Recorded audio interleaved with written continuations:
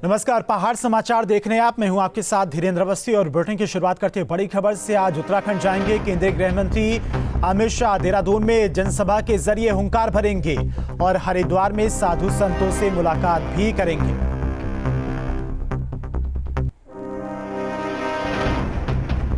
तो गृह मंत्री अमित शाह आज उत्तराखंड के दौरे पर जाएंगे। 11:30 बजे वो बुन्नू स्कूल के ग्राउंड में कार्यक्रम को संबोधित करेंगे। कई कार्यक्रम हैं, संतों से मुलाकात का भी उनका कार्यक्रम है। आने वाले चुनाव को लेकर भी गृह मंत्री अमित शाह आज हुंकार भरेंगे। उत्तराखंड में चुनावी सियासत गरमाने के लिए केंद्रीय गृह मंत्री अमित शाह आज देहरादून पहुंच रहे हैं। यहां पर आकर अमित शाह जनसभा को संबोधित करेंगे और जनसभा की तैयारियां भी पूरी हो चुकी हैं। गृह मंत्री शांति कुंज से देव संस्कृति विश्वविद्यालय में मृत्युंजय सभागार में आयोजित समारोह में बतौर मुख्य अतिथि शामिल होंगे और कार्यक्रम में मुख्यमंत्री पुष्कर सिंह धामी समेत कई मंत्री शामिल होंगे। केंद्रीय गृह मंत्री अमित शाह हरिद्वार के संतों से भी मुलाकात करेंगे। पुलिस और जिला प्रशासन अमित शाह के आने की तमाम तैयारियों में लगा हुआ है। और चाणक्य का देवभूमि प्लान सुबह 10:30 बजे जॉली ग्रांट एयरपोर्ट पहुंचेंगे केंद्रीय गृह मंत्री अमित शाह और 11:15 पर जीटीसी हेलीपैड पहुंचेंगे। 11:30 बजे बन्नू स्कूल के ग्राउंड पहुंचेंगे अमित शाह और कई विभागों की योजनाओं की शुरुआत करेंगे। साथ ही साथ जनसभा को भी संबोधित करेंगे। दोपहर 1:30 बजे बीजेपी ऑफिस में बड़ी बैठक है और दोपहर 2 बजे से 3:15 तक कोर कमेटी की बैठक होगी। दोपहर 3:15 पर हरिद्वार के लिए रवाना होंगे गृह मंत्री अमित शाह और शाम 4 बजे देव संस्कृति विश्वविद्यालय तक पहुंचेंगे। कनखल में हरिद्वार आश्रम में साधु संतों से मुलाकात भी संभव है और शाम 6:30 बजे जॉली ग्रांट एयरपोर्ट से दिल्ली के लिए प्रस्थान करेंगे।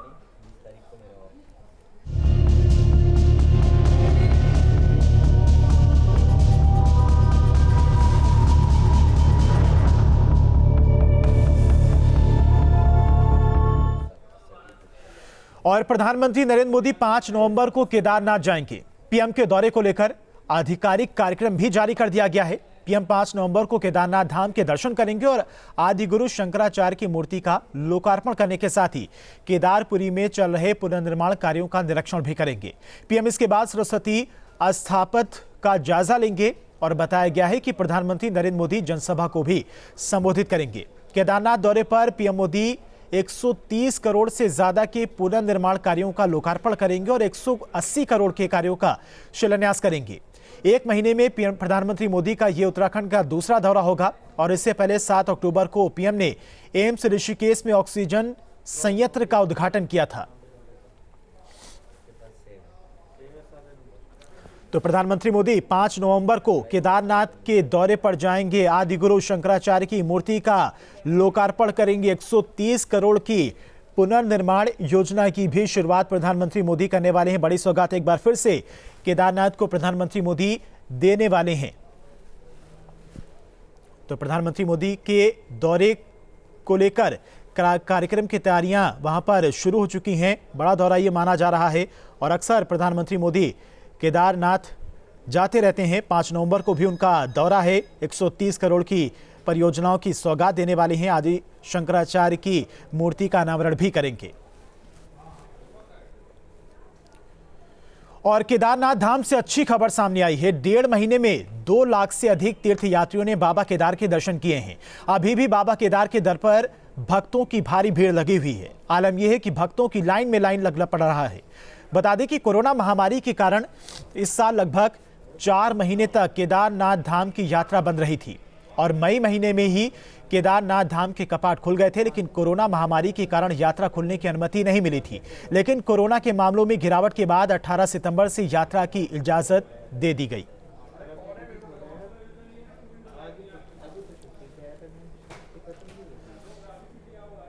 और देहरादून में हुनर हाट मेले का मुख्यमंत्री पुष्कर सिंह धामी और केंद्रीय मंत्री मुख्तार अब्बास नकवी ने शुभारंभ किया। देश भर में अल्पसंख्यक मंत्रालय की ओर से हुनर हाट मेले का आयोजन किया गया है।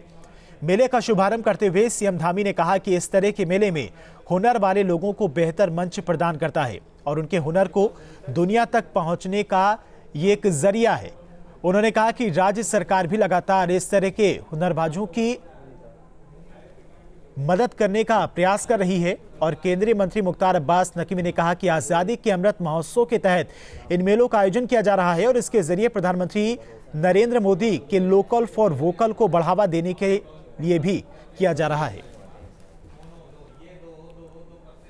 देश भर से लगभग 30 राज्यों से यहाँ पर हमारे सभी हुनरमंद आए हुए हैं, सभी कारीगर आए हुए हैं और निश्चित रूप से माननीय प्रधानमंत्री जी का जो एक आत्मनिर्भर भारत और लोकल फॉर वोकल का जो नारा है, वो इस प्रकार के जो हाट बाज़ार हमारे लगते हैं उनसे उन सभी को एक अपनी जो उनकी प्रतिभा है, जो उनका काम है, उसको दिखाने का अवसर मिलता है, उनके लिए एक बाज़ार मिलता है, अपने उत्पाद को मार्केट में लाने का उत्साह सबसे अच्छा माध्यम होता है।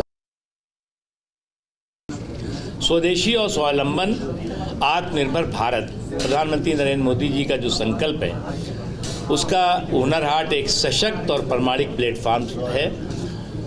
और मुझे इस बात की बहुत खुशी है कि हमारे मुख्यमंत्री जी, पूर्व मुख्यमंत्री जी, पार्टी के बहुत ही वरिष्ठ लीडर्स, संसद सदस्यगण आज यहाँ पर जो देश भर के दस्तकार शिल्पकार हैं उनकी हौसला अफजाई करने, उनका उत्साहवर्धन करने आए हैं। और पौड़ी में कांग्रेस कमेटी की बैठक में पार्टी कार्यकर्ता आपस में ही भिड़ गए। हंगामा इतना बड़ा कि जूते चप्पल और हाथापाई तक नौबत आ गई। जिला पंचायत हॉल में कांग्रेसियों की एकजुटता का पाठ पढ़ाने के लिए बैठक का आयोजन किया गया था। साथ ही पार्टी को बूथ स्तर तक मजबूत करने के लिए चिंतन मंथन का आयोजन किया जा रहा था।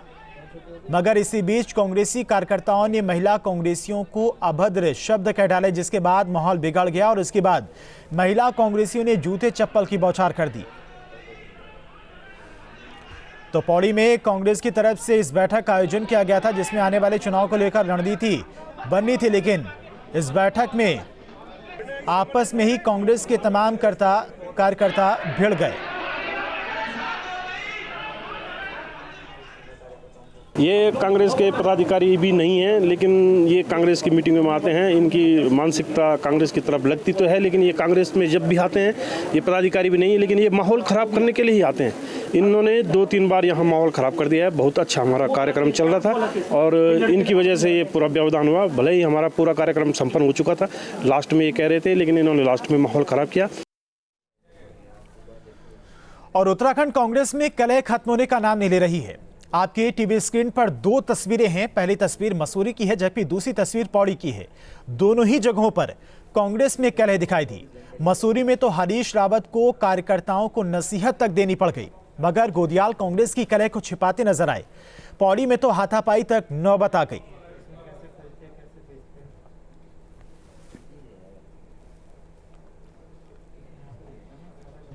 और उत्तराखंड कांग्रेस में एक बार फिर अंदरूनी कलह सामने आ गई है। मसूरी में दिवाली मिलन समारोह के दौरान कुछ कार्यकर्ताओं ने जमकर नारेबाजी की। ये नारेबाजी पूर्व सीएम हरीश रावत और प्रदेश अध्यक्ष गणेश गोदलियाल के सामने हुई। इसके बाद हरीश रावत ने पार्टी कार्यकर्ताओं को आपसी गुटबाजी छोड़कर कांग्रेस की सरकार बनाने के लिए काम करने की नसीहत दी। हरीश रावत ने कई मुद्दों को लेकर राज्य सरकार पर एक बार फिर से सियासी हमला किया है। प्रदेश कांग्रेस अध्यक्ष गणेश गोदलियाल ने भी राज्य में महंगाई, भ्रष्टाचार को लेकर भी सियासी हमले किए।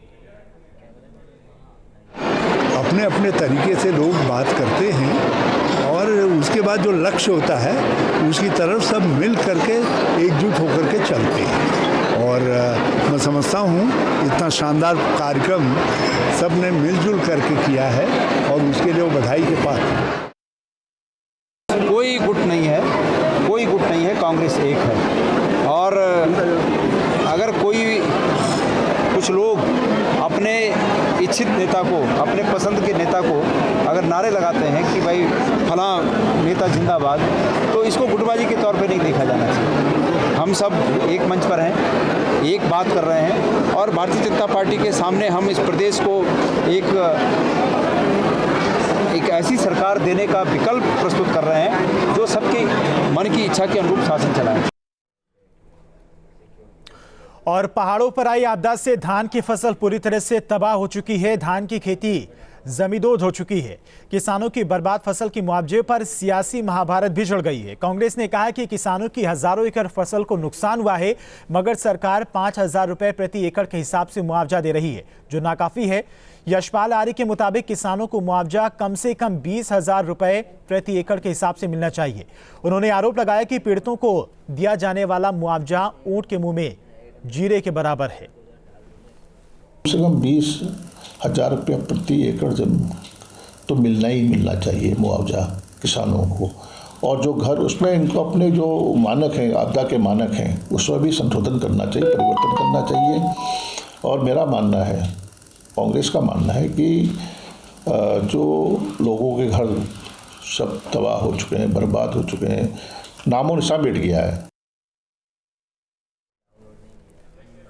और विजय बहुगुणा के कांग्रेस और हरीश रावत पर तंज कसने के बाद यशपाल आर्य ने पलटवार किया है। यशपाल आर्य ने कहा कि बीजेपी को इतनी हड़बड़ी और घबराहट क्यों है, आने वाला चुनाव सब कुछ स्पष्ट कर देगा।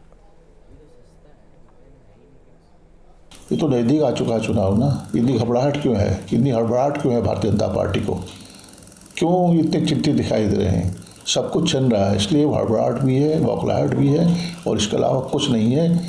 सरकार बनेगी, कांग्रेस की सरकार बनेगी, और अच्छे मतों से, अच्छे अंतर से हम बहुमत में आएंगे। और कानपुर से बीजेपी विधायक कुमार प्रणव चैंपियन का एक बार फिर से चर्चा में है। इस बार चैंपियन के समर्थक चैंपियन को कैबिनेट मंत्री बनते हुए देखना चाहते हैं। अखिल भारतीय गुर्जर महासभा के पदाधिकारियों ने देहरादून में प्रेस कॉन्फ्रेंस कर ये मांग रखी है कि चैंपियन को कैबिनेट मंत्री बनाया जाए। प्रेस कॉन्फ्रेंस में शामिल चैंपियन ने कहा कि संगठन को गुर्जर समाज की भावनाओं की कदर करनी चाहिए। बता दें कि यशपाल आर्य के कांग्रेस में जाने के बाद एक मंत्री पद खाली है। सर, हमारे समाज का प्रतिनिधित्व चाहिए हमें महाराजा साहब के लिए कि इनको मंत्रालय दिया जाए। और जिस भगवा की बात पार्टी करती है, ये उसी परिवार से आते हैं। आपने तैमूर का नाम तो सुना होगा, कितना बर्बर आक्रांता था। उसने आक्रमण किया तो उसके विरुद्ध सबसे पहले कौन खड़े हुए? महाबली जोगराज पवार गुर्जर जी। महाराजा साहब उसी परिवार से आते हैं, और हरिद्वार तक जोगराज पवार जी ने ही तैमूर को पहुंचने नहीं दिया। हड़की पौड़ी उसको वहां तक उससे पहुंचने नहीं दिया। मात्र कहना नहीं है कि मंत्री बनाओ या ना बनाओ, ये संगठन का काम है।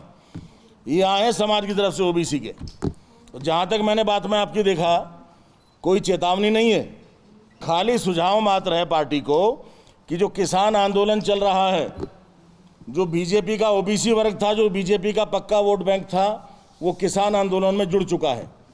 अगर ओबीसी वर्ग के किसी विशिष्ट विधायक को आप मंत्री का पद देते हैं तो उम्मीद है कि इन 2-3 महीने में जो ओबीसी वर्ग भाजपा से दूर गया है उसको वापस भाजपा में लाके भाजपा को मजबूती मिल सकेगी, इनका ये कहना। और उत्तराखंड में विधानसभा चुनाव करीब है, ऐसे में प्रदेश के पर्यटन मंत्री सतपाल महाराज भी अपने विधानसभा चौबट्टा खाल में सक्रिय हो गए हैं। सतपाल महाराज ने कोटली में 35 लाख के एग्री बिजनेस ग्रोथ सेंटर का लोकार्पण किया। पिनानी में 15 एग्री बिजनेस ग्रोथ सेंटर, 9 निर्मित भवन के अलावा 25 लाख की धनराशि से बने आरओ प्लांट का भी लोकार्पण किया। और इसके अलावा पांग में 10 लाख की लागत से बने कलेक्शन सेंटर का भी लोकार्पण किया। जबकि जिला योजना के बजट के तहत 5 किलोमीटर लंबे पिनापी मोटर मार्ग से नेगुडू मोटर मार्ग का सतपाल महाराज ने शिलान्यास भी किया।